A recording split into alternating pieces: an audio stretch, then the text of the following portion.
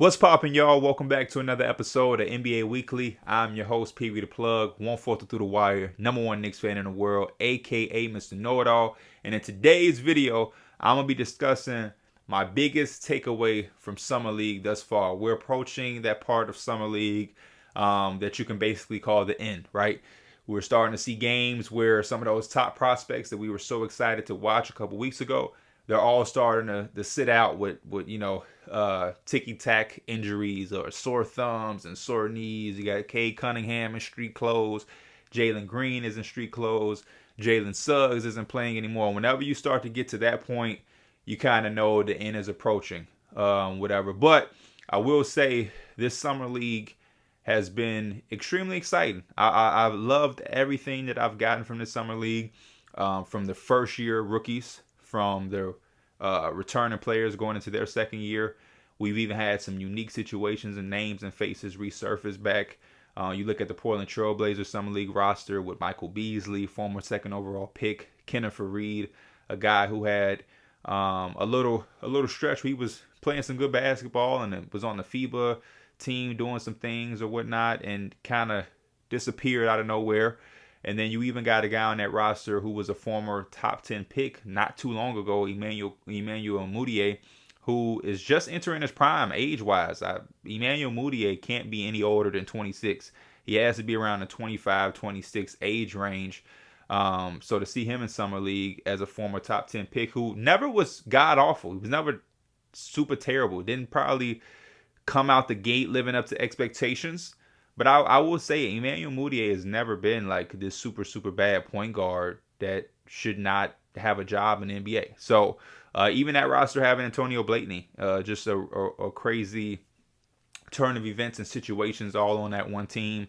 You have the Miami Heat with Max Struss, a guy that I played against in high school a few times. He's been doing his thing over there and looks like he has a real roster spot. With a contract that he got. Omer Yurtseven, who went to Georgetown. He's doing his thing, and he popped back up on the scene because I thought he was going to be a nice little steal for somebody in a second round from the draft a year or two ago. And now he has a contract with the Miami Heat. So a lot of different situations all over to talk about. So I'm putting that out there to say to anyone, if any of my takeaways doesn't involve a player that you think is doing good or a player from one of your favorite teams, don't take any offense. This is not me talking about every single player that did well because there's so many players to talk about, so many things to take away, but these are just Pee Wee the Plug's takeaways thus far. So before I even dive to the players that I've liked from watching or seeing what they've been doing, I want to say for me, Summer League is always a situation where I take things with a grain of salt. I think it's very sometimes hard to process for people what to take away from Summer League and what not to take away. And I think because I've been watching Summer League for, it feels like majority of my life, in all seriousness, I've learned to not jump the gun on certain things, or I've learned what to dissect, what to take away and keep, what to dispose of. And I know how to watch it as far as translating to the NBA. And the reason I'm saying that is because you have guys over the time who are going to put up numbers and score and get buckets and different things like that. And I think certain people see those things and they run with it. Or you may see a guy struggle and you run with it. But it's just Summer League. But at the same time, there is things to take away, get excited for, look at, be disappointed with.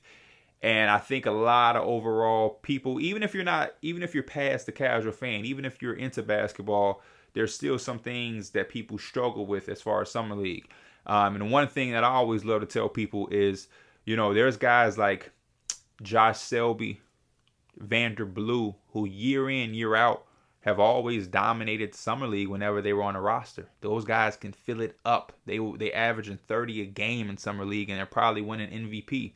But when Summer League is done, those same guys, it's always hard for them to get a roster spot or keep a roster spot in the actual regular season NBA. And it's because a lot of what they do as far as scoring and how they score in the Summer League, it's not transferable to an actual team. Because on actual teams, you have now max players that you're playing with. Now you're playing with the Lucas, the Trey Youngs, the LeBron Jameses. You don't have that many isolation attempts or looks that you got in summer league when you were playing with just a few rookie players or underage guys trying to find their way in the league. So now you get certain guys who go in the summer league and they get 30 a game. And now we go into the real season and they're playing with a Kevin Durant or they're James Harden or, a prominent star, and they're not having the same looks. It's a little different. So that's why one of my biggest guys that I've loved watching, one of my favorite guys this entire summer league, has been Malachi Flynn, the point guard from the Toronto Raptors. I just think that everything that I've seen him do in summer league is exactly what I'm going to expect in a regular season. He didn't do anything irregular. His play style didn't change. And this is a young man whose game has always been like that, from Washington State to San Diego State to his rookie year in Toronto to the summer league now. And even, I'm going to guess, going into this year, it's always going to be the same. He has a very simple game that is so what's the word that I'm trying to, it's simple in how he plays it, but it's impactful at a large way. And that's what's most impressive about him, is he never overcomplicates the game. His skill set is just so sharp and on point. I love the way that he operates out of the pick and roll, which is something he's done magnificently in this summer league.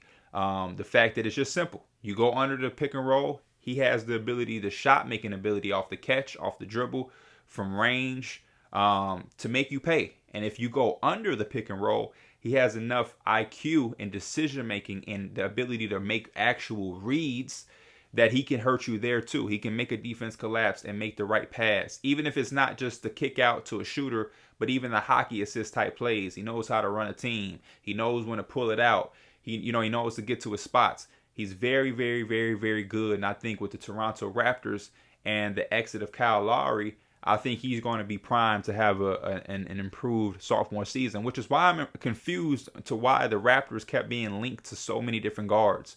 You know what I mean? They were linked in free agency to guards. I was a person who I heard they were so high on Jalen Suggs. I thought they were going to take Suggs. But looking at it, I'm glad they didn't, because you have Fred, you have Malachi. They were able to go get Scotty Barnes. And I think Malachi Flynn is going to have a really, really good sophomore season. He's going to build on what he did his rookie year. And I think he's going to be really, really good. And I just love that about certain players. I love guys who play the same in every single setting. There are certain guys you watch and you'll see them outside of the league. They'll be in the Drew League. They'll be at the Rico Hines runs in LA, or they'll be at a pro-am, and they'll play a way that you never see them play in the games. Now they have bags. They have, they get into bags that they never get into in the regular, real NBA pro setting. But then you have guys like Kyrie Irving to a bigger degree. Wherever Kyrie Irving plays, he plays the same way. The same way he would play at Rucker, the same way he would play in an All-Star game is the same way he plays in the NBA Finals. In the regular season, it's the same way he played in college and in high school. Same thing with Kevin Durant.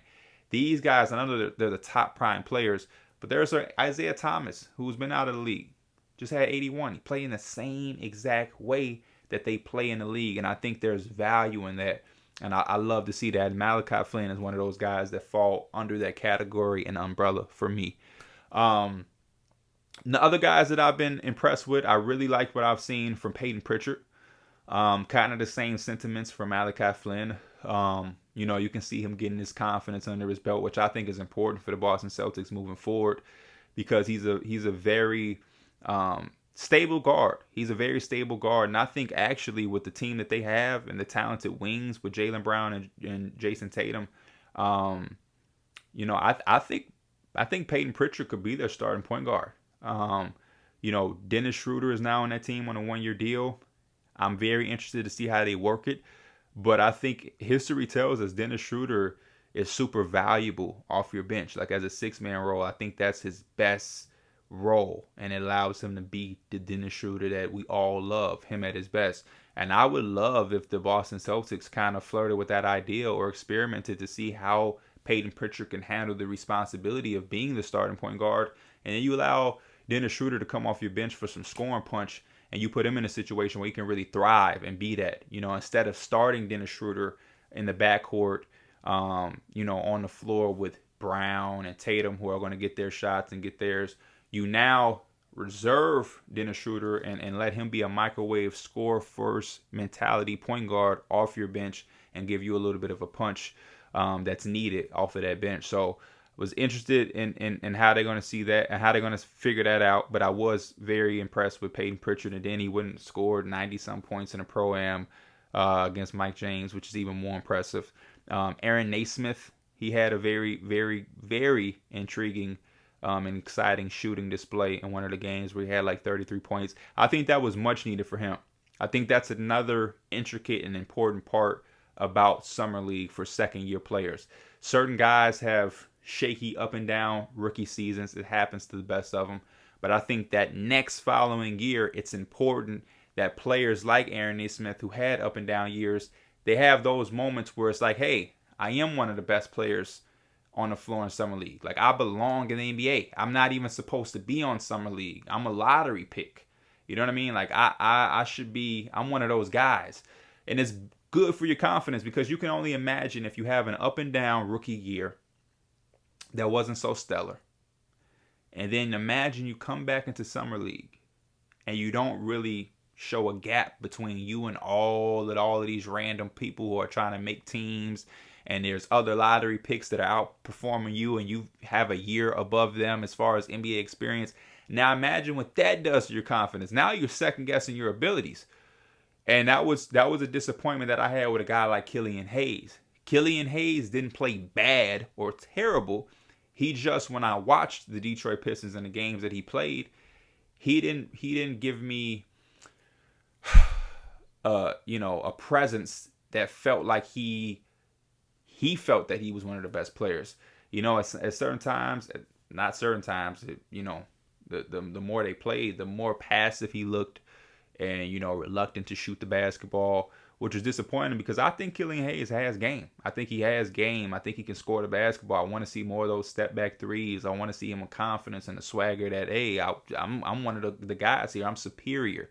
I am better than you guys. And it just felt like his presence on the court was sometimes a little, reserved and kind of passive and like second fiddle to the Sadiq Beys. Even when Sadiq Bey didn't have the greatest games, he just took shots and had a presence on the court where he felt like he was one of the best players on the floor. Same thing with Cade Cunningham, a rookie. I know he was the first overall pick, but with the Detroit Pistons team, he was giving guys orders, giving up the ball so other players can feel comfortable, looking like a vet in some of his first NBA action. And I just felt like, again, Killian Hayes had solid, decent games. Wasn't god-awful or anything. But for what I expect from him and how I value Killian Hayes, I wanted to see a little bit more. And I really, really wanted to see him have an Aaron Naismith type game where he just breaks out and gets some confidence going into the regular season, because it's going to be important, because he is going to be a starting player for that Detroit Pistons team. And I think it's key for him, especially with having Cade come, because he's going to get a lot of attention. And he's going to going forward, command a lot of what the team does. And I want Killian Hayes to find a place within that situation before it gets too big and he gets mixed in the shuffle, because it happens all the time. And then he's going to be turned into one of those guys who we all are saying, he's good, he just needs a change of scenery. I don't want that for Killian. I want it to work in Detroit with that young core that they have, because I'm liking the direction that they're going. Desmond Bane is another second-year player that I really enjoyed watching. Again, a guy who shot the ball really, really well, which is the same exact thing we're going to see from him with the Memphis Grizzlies. Catching and shooting off Ja. They traded Grayson Allen for Sam Morrell, who I don't think they really value Sam Morrell. I think they value Desmond Bane. I think that was a move to say, here, we're going to give Grayson Allen away, and we're going to clear up more opportunity for you, Desmond Bane, because we believe in you and what your abilities offer us. And he has been one of the top scorers in Summer League. I think he's a top 5 scorer. And I think that's, again, another good, confident step for another young player, because his team is going to need him. A lot of these guys who are taking these steps, their team are going to need them. Or not. I don't want to say taking these steps, because that's a little premature. But the guys that are showing growth, their teams are going to need them and need that. And I think the Grizzlies are going to be relying on him. I look around at my New York Knicks team. Emmanuel Quickley, I think he's second in assists throughout the entire summer league. A guy that a lot of Knicks fans, rightfully so, have worried about his playmaking ability as a lead guard and his ability to, you know, find that fine balance between being a scoring guard and looking for others. And I think he's shown and displayed a little bit of that to a nice degree during summer league. He's had a nice bit of playmaking, obviously being second in assists. Even Obi Toppin has shown some confidence in his growth and has played a little bit more free. Looks like there's less pressure because it ain't all eyes on him, but he has answered the call. He's playing athletically, shooting jump shots, getting out in transition, and it's just looking like that Obi Toppin that came out of Dayton. And that's been a sentiment around Obi Toppin, throughout that past year. It's like, hey, be patient with Obi. Obi is a late bloomer everywhere he's gone. He's turned it up late, but don't give up on him so fast. And I'm not. And I liked what I saw from him. I liked what I saw from my entire Knicks team. I don't want to harp on my Knicks team too much because obviously I'm going to speak a lot about them throughout the year or not. But I like what our rookies brought. Alice McBride and Quinn Grimes, even Jericho Sims. Just a nice young group. And it's going to be interesting to see them get developed throughout this youthful veteran team. We have like a nice group of young guys with R.J. Barrett, Emmanuel Quickley, Obi Toppin, Mitchell Robinson. But then we have like the Derrick Roses and Taj Gibsons. And then you have like the middle pack of Evan Fournier and Julius Randles, who aren't young guys, but they're not veterans like Taj Gibson. So it's the fine line. I think we have a nice, well-balanced roster, and those guys will be able to pick up a lot from some of those vets and guys who are a little bit older than them. RJ Barrett is a year or two older than Quinn Grimes, if that. So I like what we got going on over there. Shout out to Cam Thomas. Cam Thomas has really lit it up. The leading scorer in Summer League. And I'm happy to see that because a lot of people questioned me when I was saying he's the best scorer in this draft. Jalen Green is projected to be the best scorer out of this draft, right? But a projection and right now, current ability is two different things. Cam Thomas is right now in this draft class coming into the NBA the best scorer. It's just that simple. And that's all I wanted people to know when I was saying that, and he's shown it. And I'm glad to be able to see it. I can't wait to see how it's going to work within the actual Nets system because, again, like I mentioned with past players, Summer League is different. You're getting a lot of different looks than you'll get in a real game. And because Cam Thomas is going to one of the best big threes we've ever seen as far as offense, it's going to be interesting to see the looks that he gets. But I can't wait, and I'm excited to see what he does do with it. Trey Murphy is another guy I've been impressed with. I've been impressed with him more than any other rookie just because it's exciting. The Pelicans needed this pick to pan out. Thus far in Summer League, it's looking like it will. And again, he's another guy who's doing his thing, but he's doing it in ways that you can expect him to do it at the next level in the real regular season. A lot of catch and shooting, guarding, and getting out in transition and running and finishing at the basket. And that's exactly the role he's going to be asked to play for the Pelicans. He's going to be a 3-and-D guy who's going to play off one of the most unstoppable young guys as far as in the paint, and Zion Williamson. You're also playing alongside a guy like Brandon Ingram, who is a great one-on-one player, isolation scorer, and a bucket himself, who is a willing passer. And Zion has shown growth in his passing over the last season. And if they can continue to build on that, they now have a legitimate three-point shooter who can play off the catch in Trey Murphy. And you have Jonas Valanciunas with some other upgrades around that roster. So I think that's a very, very important pickup for them.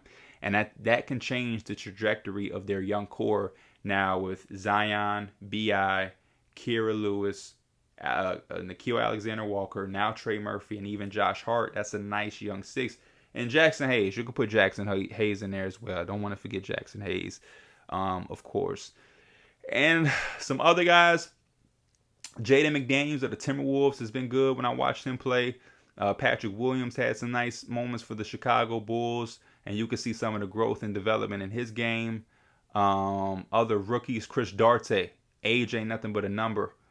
He's really, really done a good job, just like Trey Murphy and Malachi Flynn and other guys that I've mentioned. He's playing the way that I expect him to play with the Indiana Pacers. Davion Mitchell has been extremely, extremely good.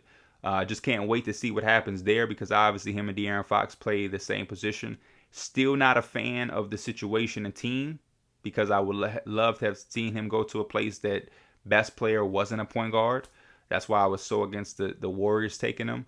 But he's been good. And even the Warriors guys, Jonathan Kuminga and Moses Moody, I think that they've shown that those are two excellent picks. And though the Warriors struggle to trade their picks for 2 consecutive years, those two guys can come in and contribute at some type of level and develop under the veterans that they have. And obviously, the top guys are doing their things. The Scotty Barnes, Jalen Suggs, Cades, and Jalen Greens. I think the Rockets and their entire draft is probably the best draft out of anybody, with Şengün and Josh Christopher playing alongside Jalen Green and doing their thing. But yeah, those are some of my main takeaways, man. I just think that it's important for people to understand that when you're watching Summer League, you take everything with a grain of salt. That's the good, the bad, and the ugly. It's all taken with a grain of salt, and you try to find translatable things that they'll be asked to do at the next level in the regular season with their current team. There's no need for me to be watching and getting excited over Obi Toppin having isolation buckets or anything if that's not what he's really going to be doing for the Knicks. They're not probably going to ask him that. So I want to see him catching, shooting, getting out in transition, picking, popping, dunking, and being that athletic forward that he was with Dayton, because that's the actual role he would have within the Knicks. And I just think that that's an important thing for people to know and realize when watching Summer League. But like I said, I can't cover everybody because so many players are playing good. Let me know y'all biggest takeaways and who's impressed you and why, who's disappointed you and why. And I'll be in the comments communicating with y'all about that. Until next time, I am Pee Wee the Plug. This is NBA Weekly, and I'm out. Peace.